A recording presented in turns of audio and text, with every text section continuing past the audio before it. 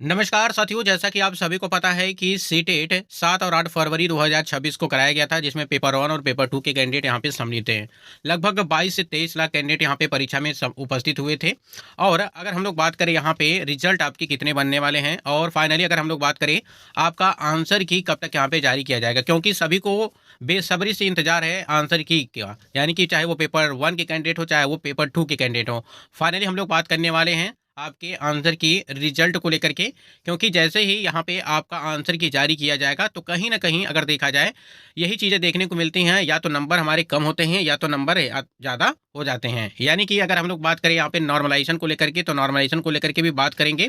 लेकिन उससे पहले आपको पता है कि एक नोटिस जारी की गई थी विभाग की तरफ से, यहाँ पे यानी कि बोर्ड की तरफ से 24 तारीख को हुई जो परीक्षा आपकी स्थगित कराई गई थी 2 सेंटरों में वैशाली जिले में, उसको लेकर के बात की गई थी। क्योंकि उसका जो है 1 तारीख को परीक्षा है, यानी कि 1 मार्च को आपकी परीक्षा है। जितने यहाँ पे कैंडिडेट थे उस सेंटर पे और जिनका भी परीक्षा स्थगित किया गया था, ऐसे सभी अभ्यर्थी जो है परीक्षा अपना 1 मार्च को देंगे, और एडमिट कार्ड जरूर डाउनलोड कर लीजिएगा। और ये यहाँ पे देख पा रहेंगे कि सारा कुछ दिया गया है कि कहाँ कहाँ पे इंटरनेशनल एकेडमी, ठीक है, और जॉन्स एकेडमी, ये जो है 2 सेंटर यहाँ पे हैं जो कि वैशाली जिले के हैं। यहाँ पे अगर बात करें, देखिए अब सवाल ये आता है कि क्या आंसर की ये पेपर होने के बाद जारी किया जाएगा, ठीक है, या उसके पहले जारी किया जाएगा, आपको बताना चाहेंगे। देखिए सबसे पहले आप स्क्रीन पे देख पा रहे हैं आंसर की को लेकर के कि कब तक जारी की जाएगी। सीबीएसई ने अभी तक आंसर की जारी नहीं की है, लेकिन बहुत ही जल्द CTET.NIC.in पर प्रकाशित करने की उम्मीद है।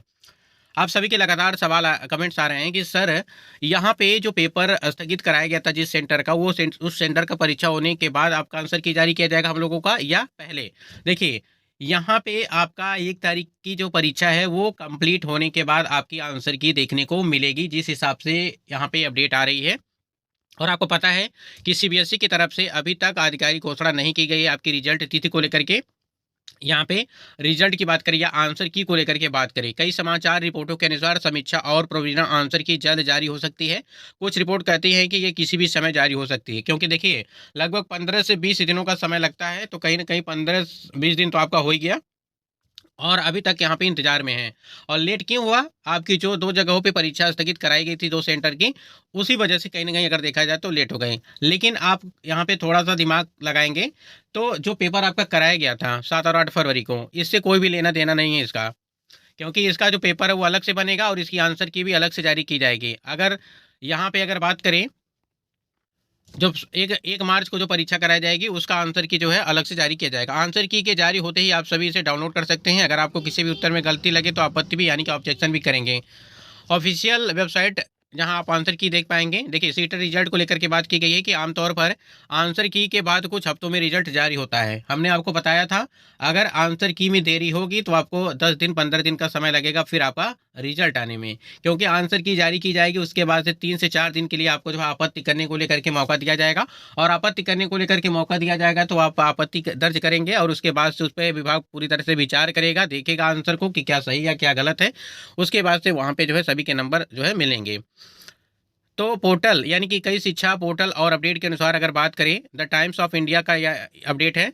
पोर्टल और अपडेट के अनुसार मार्च 2026 के मध्य में अंत तक रिजल्ट आने की संभावना है, क्योंकि आप जब नोटिफिकेशन देखेंगे तो नोटिफिकेशन में भी यही चीज़ें लिखी गई हैं कि एंड यानी कि मार्च एंड तक जो है, अंत तक जो है आपका रिजल्ट वो जारी किया जाएगा।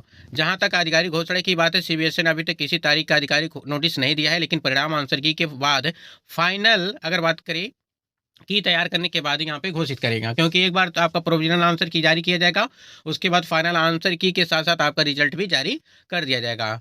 ठीक है, तो ये चीज़ें हैं। और परीक्षा आपको पता है कि 7-8 फरवरी को कराई गई थी। प्रोविजनल आंसर की जारी होती है, आप ओएमआर रिस्पॉन्स शीट भी देख पाएंगे। आपत्ति डाले जाने के बाद फाइनल आंसर की तैयार होगी और उसके आधार पर रिजल्ट यहाँ पे आपका घोषित किया जाएगा। लेकिन आप सभी के लगातार वही सवाल कि क्या जब आंसर की जारी की जाएगी तो उसमें नंबर हमारे कम हो जाएंगे या बढ़ेंगे। देखिए अभी तक कुछ न कुछ तो होगा ही, 1 से 2 नंबर का आपको या तो नंबर कम होंगे आपको या तो नंबर बढ़ेंगे। ठीक है, 1 से 2 नंबर आपको अंतर देखने को मिलेगा। हो सकता है किसी किसी का न मतलब कि कोई भी अंतर देखने को मिले। अब जो कम नंबर हैं, चाहे वो जनरल की बात करें, ओबीसी की बात करें, एससी की बात करें, एसटी की बात करें, जिनका भी क्वालिफाइंग मार्क्स, जैसे आपको पता है कि जनरल के लिए 90 नंबर और ओबीसी एससी एसटी के लिए यहाँ पे 82 नंबर चाहिए। ठीक है, अगर आपके उतने मार्क्स आ रहे हैं, एग्जैक्ट उतने आ रहे हैं, तो कहीं ना कहीं थोड़ा सा आपको इस को लेकर के थोड़ा सा ऑफिशियल आंसर की का इंतजार करना चाहिए, या आपके 1 से 2 नंबर कम है आपके क्वालिफाइंग मार्क्स से तो आप क्वालिफाई हो सकते हैं। ठीक, तो ऐसे में तो यहाँ पे आंसर की आने के बाद जो है नंबर कम भी हो जाते हैं और आपके जो है नंबर ज़्यादा भी हो जाते हैं, तो इसको लेकर के आपको परेशान होने की ज़रूरत नहीं है।